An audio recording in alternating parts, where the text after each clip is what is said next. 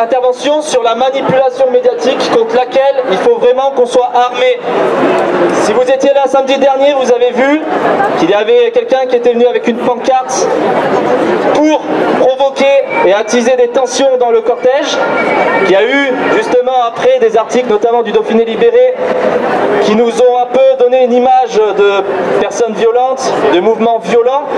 Donc je fais cette intervention pour remettre un peu les choses dans l'ordre et remettre un peu la vérité au centre de notre mouvement.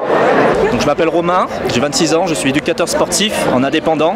J'ai démissionné il y a 2 semaines d'un club qui a imposé le pass sanitaire. Donc j'ai choisi de démissionner par choix personnel et par refus d'appliquer des mesures qui sont pour moi discriminantes. Nous savons tous que les gens qu'on a en face de nous sont prêts à manipuler et à mentir pour discréditer notre mouvement. Je ne vous apprends rien. On a vu cet individu donc avec une pancarte qui est venu la semaine dernière, mais qui se cache derrière cet individu? Ça c'est très intéressant. Je suis citoyen comme vous tous, il m'a fallu 5 minutes pour comprendre et pour savoir que cet individu n'était pas seul, que ce n'était pas un acte isolé, mais que c'était le membre d'une association subventionnée, Citizen for Science, pour ceux qui voudraient s'informer, qui agit justement pour promouvoir notamment la vaccination obligatoire à l'échelle nationale. Donc ce type de choses qu'on nous cache et dont on ne parle pas dans les médias traditionnels comme le Dauphiné Libéré, ça nous prouve bien qu'il y a des manipulations auxquelles nous sommes confrontés, et nous en tant que citoyens, si nous voulons nous réapproprier les mouvements politiques, publics et sociétaux, il faut qu'on puisse connaître les armes de l'ennemi et les codes de l'adversaire, parce que les médias sont contre nous. Je ne vous apprends rien, ils sont contre nous depuis des mois. Ils n'attendent que le moindre prétexte pour nous discréditer et pour faire tomber le mouvement. Tous les médias, les politiques, tous ceux qui agissent au nom du système avec un S majuscule, ils n'ont pas les mêmes codes que nous, et ça il faut l'enregistrer. Nous sommes bienveillants, nous le savons tous, nous n'avons pas besoin de le justifier. Nous avons du cœur, nous avons des bonnes ondes. Ces gens-là voudraient nous faire croire que nous sommes mauvais, c'est faux. Mais comment le faire comprendre aux gens, notamment à ceux qui nous regardent autour de nous, en leur rappelant la vérité, que ces gens-là nous manipulent, qu'ils ont toujours 3 coups d'avance sur nous, et surtout qu'ils nous connaissent bien mieux que nous-mêmes, ce qui leur permet toujours d'avoir, comme je vous l'ai dit, des coups d'avance. Donc c'est à nous maintenant d'avoir des coups d'avance sur eux et de ne plus nous laisser faire.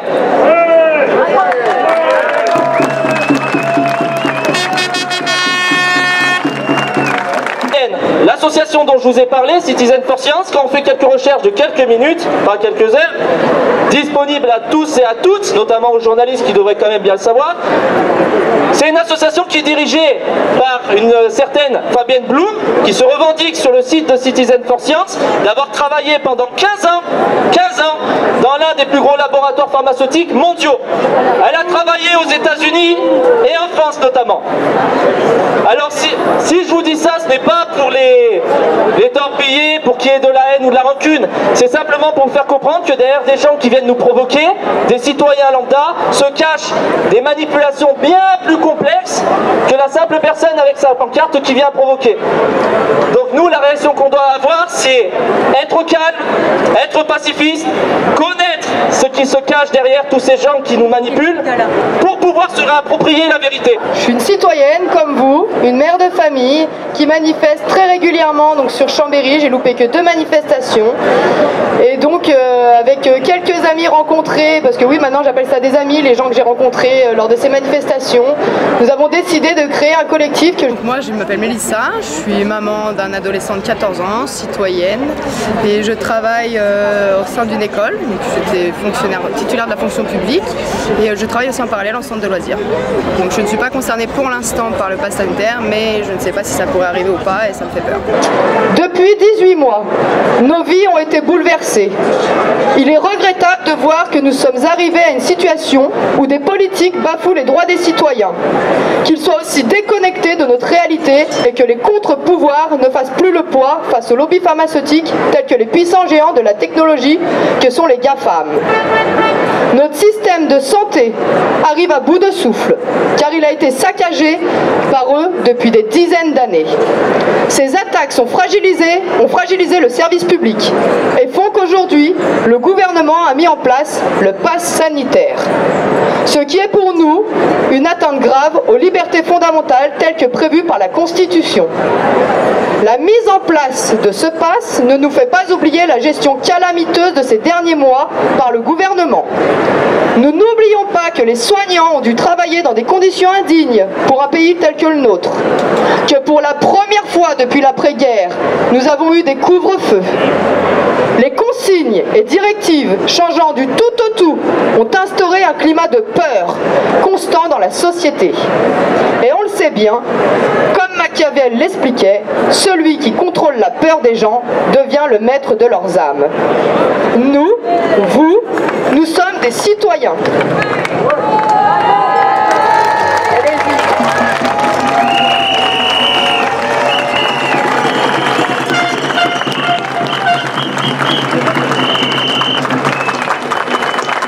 Le collectif a été un peu créé, on va dire, la semaine dernière, à la suite de la dernière manifestation où on s'est rendu compte que le cortège pouvait très facilement se dissoudre et on a envie de rassembler des gens autour de belles valeurs qui sont celles de la France, de la démocratie, liberté, égalité, fraternité. Alors les libertés, c'est déjà les libertés individuelles, que les gens puissent travailler sans être obligés de se vacciner, notamment les soignants, les pompiers, qu'on se retrouve dans une situation où des gens qui se dévouent pour soigner les autres et pour sauver les autres, et que ces gens-là ne puissent plus travailler à cause d'un vaccin, donc d'une mesure discriminatoire, c'est pour nous quelque chose de complètement fou, de complètement dingue. Donc c'est d'abord les libertés individuelles, de laisser les gens choisir ce qu'ils veulent, de laisser les gens choisir ce qu'ils veulent s'administrer en termes de santé. Les gens doivent être libres de choisir ce qui est le mieux pour leur santé ou non. On se bat et on lutte donc contre cette obligation vaccinale, entre autres, représentée par le pass sanitaire, mais aussi, comme Mel en a parlé tout à l'heure, de toute la propagande qui est administrée aux enfants en permanence pour que les enfants aillent se faire vacciner de force. C'est pour nous quelque chose de complètement contraire à toutes les libertés dont Mélissa a parlé tout à l'heure. Je fais partie du collectif Pass Vérité Liberté. L'idée de ce collectif, c'est un collectif national, c'est de la réinformation qui est sûre et vérifiable facilement. L'idée aussi, c'est de pousser les collectifs locaux, les gens en fait à s'organiser de manière locale et indépendante. Pas de parti et pas de syndicat. Ça, c'est vraiment très important. Il faut qu'on reste indépendant de tout et qu'on puisse être libre, véritablement. Donc voilà, on est tous là à cause du pass sanitaire. On est tous d'accord sur le fait que c'est complètement disproportionné. C'est de la folie en fait. On n'aurait jamais accepté ça avant. Nos ancêtres n'auraient jamais accepté ça. Donc concrètement, aujourd'hui ils en sont à vacciner les enfants à 12 ans. Moi, mes enfants sont plus jeunes que ça. Je ne suis pas encore concerné là-dessus. Mais je trouve ça intolérable. Intolérable. Donc jusqu'où vont-ils s'arrêter? L'idée de tout ça, c'est de s'organiser. C'est de faire en sorte que notre gouvernement, qui ne respecte plus nos intérêts, qui respecte des intérêts, disons, de lobby pharmaceutique, des banques, voilà, enfin, je ne vais pas vous faire la tirade entière, on la connaît tous. L'idée, c'est vraiment de réinformer, mais surtout d'agir localement, de créer des réseaux locaux, indépendants de toute chose, et qui nous permettent d'agir concrètement dans la société, de créer une alternative. Donc ça, en fait, il y a autant d'idées qu'il y a de personnes face à moi. L'intérêt et il faut que chaque personne qui soit ici s'engage quelque part, soit avec nous, soit avec d'autres, et qu'on agisse de concert ensemble. L'idée, c'est pas de tirer la couverture à soi, c'est d'agir. Si nous, on n'agit pas, les personnes qui sont d'accord avec nous mais qui sont pas là, concrètement, elles n'agiront pas. Et donc on perdra. Il faut agir intelligemment. Si vous avez des idées, faites-les passer à Réinfo Covid, faites-les passer à ce collectif, faites-les passer à n'importe qui a de bonnes idées et qui souhaite l'indépendance réelle. Voilà. Les enfants, ils sont d'abord, c'est leurs parents qui doivent décider pour eux et ce n'est pas l'État de se substituer à ça. L'enseignement qui est fait à l'école n'a pas à tourner autour de la santé, on est libre de choisir pour notre propre corps, les parents pour leurs enfants, on est libre tout simplement et il faut qu'on le reste. Moi je considère que c'est complètement hallucinant, excusez-moi le terme un peu choquant peut-être, qu'on ne puisse pas circuler où on le souhaite dans notre pays, J'ai l'impression que ce gouvernement, via ce pass sanitaire, a légalisé la discrimination. Pour moi, c'est quelque chose qui me choque. Donc je ne peux pas rester en fait sans rien faire au niveau de ça. C'est pas possible.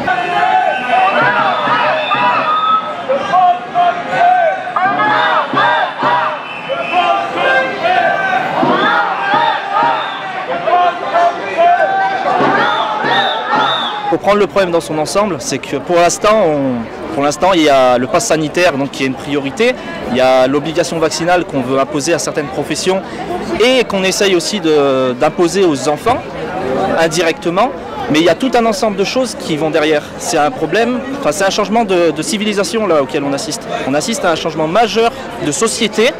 On va passer d'une société qui nous laissait la liberté de choisir ce qui était le mieux pour nous, même s'il y avait des imperfections, il y avait quand même une liberté générale. Et de cette société, on veut nous amener vers une société beaucoup plus répressive, avec un État qui intervient de plus en plus dans la vie des individus et des citoyens.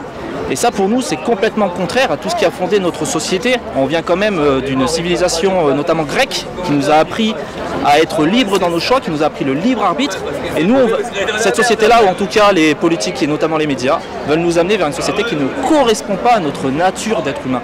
Donc c'est vers ça que nous, on essaye de guider les gens pour leur faire comprendre que oui, il y a le pass, oui, il y a l'obligation vaccinale pour certaines professions, mais il y a quand même quelque chose de bien plus important derrière qui est très dangereux, non pas forcément pour nous, mais surtout pour nos enfants.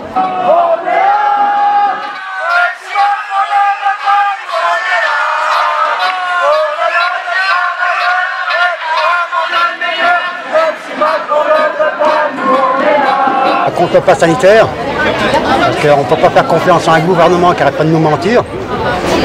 On n'a pas assez de recul non plus. Et mon fils devrait rentrer dans une école donc au Sécof en Berrieux. Comme il n'a pas le pass, il ne pourra pas rentrer à l'école. Donc comment vous allez faire là? Pour l'instant, on fera les cours à la maison. On a des réseaux pour pouvoir faire des cours. On va s'adapter. Mais bon, on ne va pas lâcher, quoi. Macron a dit qu'on était en guerre. On sera des guerriers, on ne va pas lâcher non plus. On est vraiment en dictature sanitaire. Ça, on peut dire qu'est-ce qu'on veut. Moi, ma femme, travaille dans le milieu hospitalier. On essaie de retarder au maximum. Mais bon, voilà. Vous travaillez Non, moi j'ai perdu mon travail il y a 7 mois parce que je suis asthmatique. Donc je suis soi-disant une personne à risque 8 sur 10. On est venu se mettre à Londres. C'est la médecine du travail qui m'a arrêté. Et donc pour l'instant, je suis sans travail, donc voilà. Donc je mets le masque en manif quand il y a trop de monde, mais bon, fais attention. Mais bon, je serai toujours, tant qu'il reste ce pass sanitaire, je serai toujours là. Je ne suis pas contre la vaccination, mais ça c'est pas une vaccination, c'est une thérapie génétique et ça j'en veux pas. Donc tant qu'on ne sera pas clair, tant que le gouvernement continuera à nous mentir, tant qu'on ne saura pas qu'est-ce qu'il y a dans les vaccins, il y a hors de question qu'on touche à ma famille. Et pour regarder. C'est mon dernier souffle. Et donc la seule solution qu'on trouve, c'est de se mettre en maladie parce qu'on est très fatigué, il y a des burn-out qui s'installent, il y a des dépressions, il y a la peur qui s'installe, il y a une pression qui s'est installée par rapport à notre hiérarchie, qui nous presse de nous vacciner, qui nous font des réunions pédagogiques pour nous expliquer le pourquoi du comment de la vaccination, alors que c'est très bien.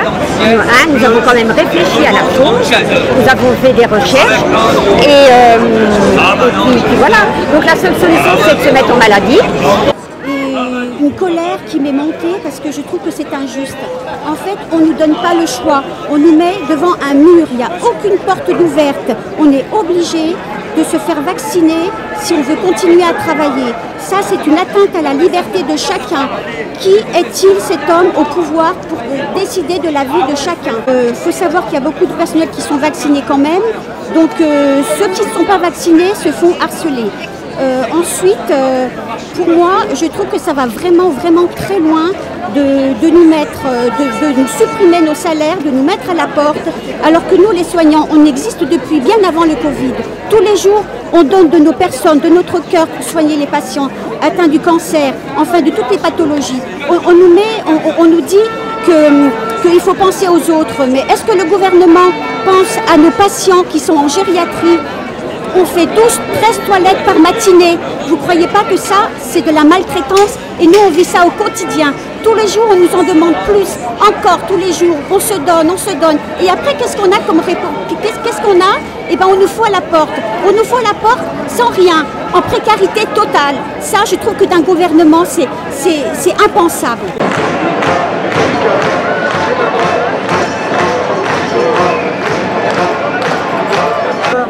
Parce que derrière cette histoire de passe sanitaire, c'est vraiment des enjeux de fond qui nous sont posés.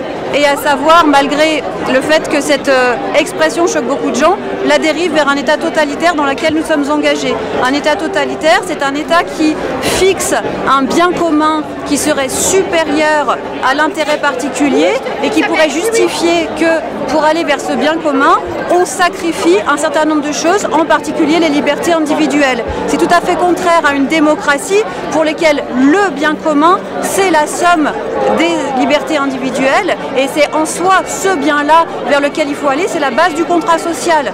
Et donc ce qui est vraiment très inquiétant, c'est de voir à quel point aujourd'hui, en fixant un objectif qui est extérieur à l'intérêt du peuple, qu'on a défini comme la santé publique, on peut justifier des mesures qui sont totalement liberticides, qui sont totalement arbitraires et qui en plus reposent sur des mensonges qui sont construits par l'État pour justifier sa politique.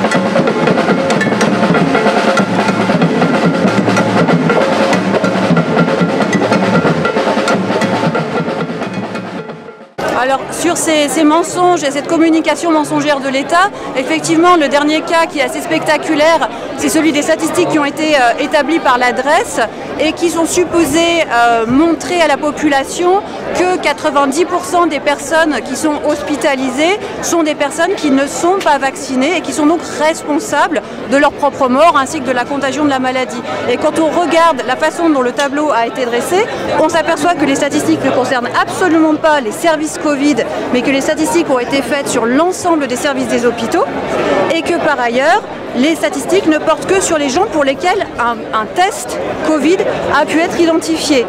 Or, comme l'adresse le dit elle-même, il y a 8 fois plus de gens qui ne sont pas vaccinés qui font des tests Covid. Les vaccinés en font très peu. Et donc, très logiquement, à la sortie des statistiques, on va retrouver ce même ratio.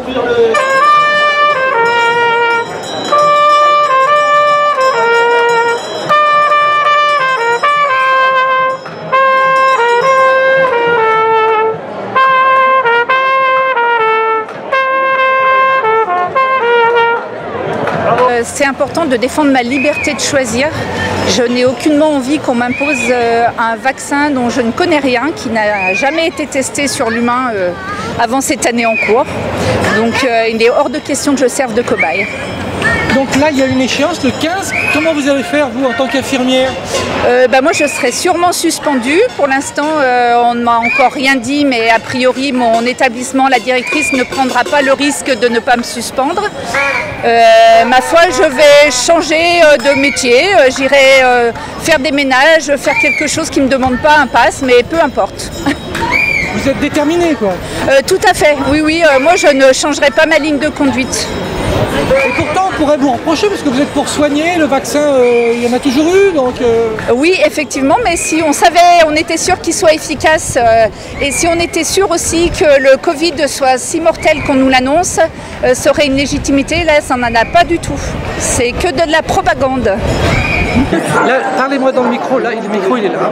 Oui, bonjour. Alors vous êtes une psychologue, et racontez-nous votre situation particulière là aujourd'hui. Alors ma situation particulière, c'est que le 15 septembre, donc je serai suspendue. Heureusement, j'ai pu être en arrêt. Donc je suis à l'abri parce que je suis une femme seule avec 2 enfants. Donc je suis obligée de me mettre à l'abri. Je suis ici parce que je crois dans la liberté des droits de l'homme et qu'actuellement il y a beaucoup de droits qui sont bafoués. Voilà, principalement c'est ça. Je ne supporte pas le chantage qui nous est fait, qui est odieux. Voilà, je ne supporte pas qu'on me traite comme ça et qu'on me menace, qu'on fasse un chantage de tout perdre pour quelque chose que je ne crois pas. C'est vrai que j'ai perdu confiance et donc je ne fais pas comme on dit, hein, c'est pas parce qu'on me dit d'aller me jeter par dessus le pont que, voilà, que je vais y aller.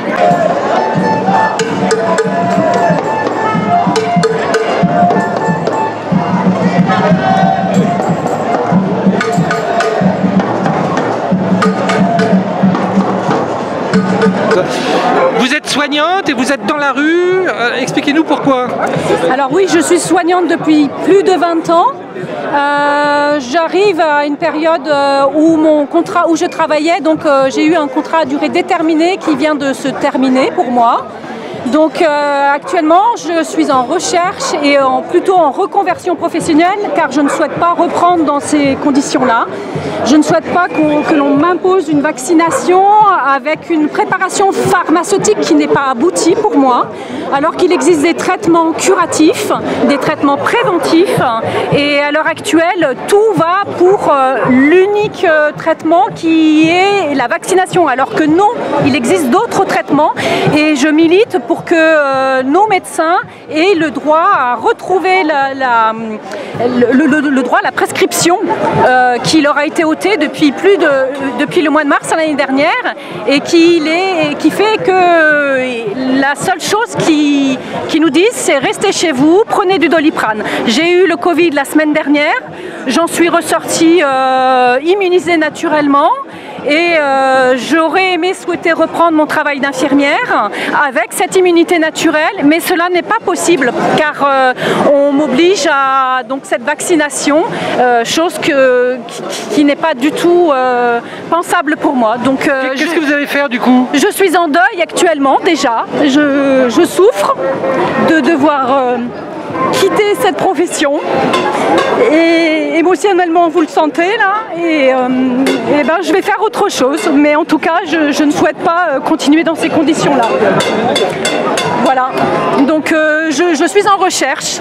Alors par rapport à des collègues, j'ai quelque part entre guillemets la chance d'être à Pôle emploi actuellement pour une petite période, mais c'est vraiment une période difficile et vraiment il faudrait que les gens se rendent compte que plus ça va, plus on nous grignote nos libertés et que bientôt on va imposer la vaccination à nos enfants, ce qui est déjà le cas pour les enfants de 12 à partir de 12 ans et pour moi c'est impensable hein, d'imposer ça à nos enfants alors que le bénéfice-risque est vraiment nul pour eux. Donc protégeons les personnes qui ont besoin d'être protégées, mais arrêtons d'imposer cela. J'ai des amis danois qui sont venus dernièrement en vacances et là-bas, il n'y a pas eu de vaccination obligatoire pour les soignants. Et les soignants se sont fait vacciner, mais ceux qui souhaitaient ne pas le faire ne l'ont pas fait. Donc attention, moi j'ai l'impression de vivre depuis 2 ans dans le livre Matin Brun. Je ne sais pas, certains se retrouveront là-dedans, mais petit à petit nos libertés sont de plus en plus grignotées et réveillons-nous pour nos enfants, pour la France quoi, simplement, sans... Voilà, je vous remercie.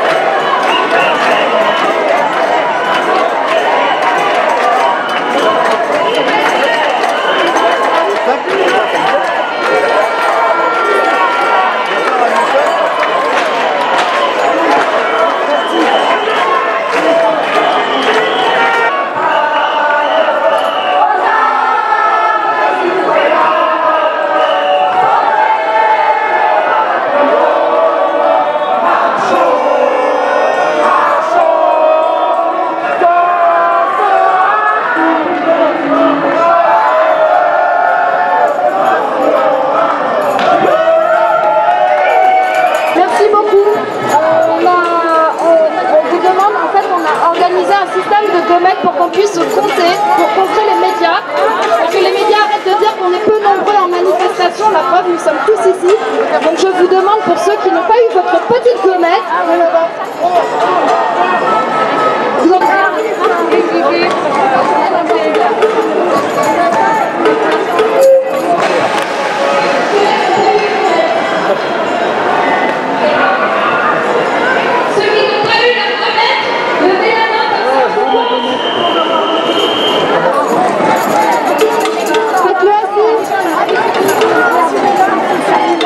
alors on a un micro et une enceinte, on peut s'exprimer s'il y a quelqu'un qui a quelque chose à dire sur les infirmières ou les enfants.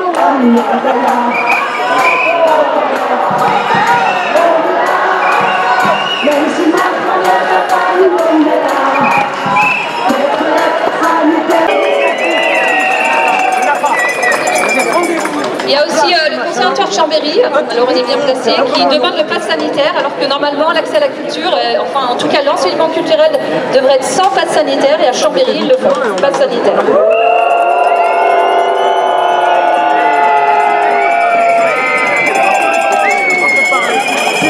Alors moi je suis éducatrice, pas soignante, et j'ai une obligation vaccinale avant le 15 septembre.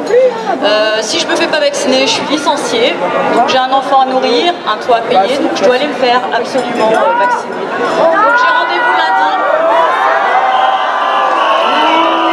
Alors, si un avocat est dans l'Assemblée pour me défendre, moi je suis prenante, venez me voir.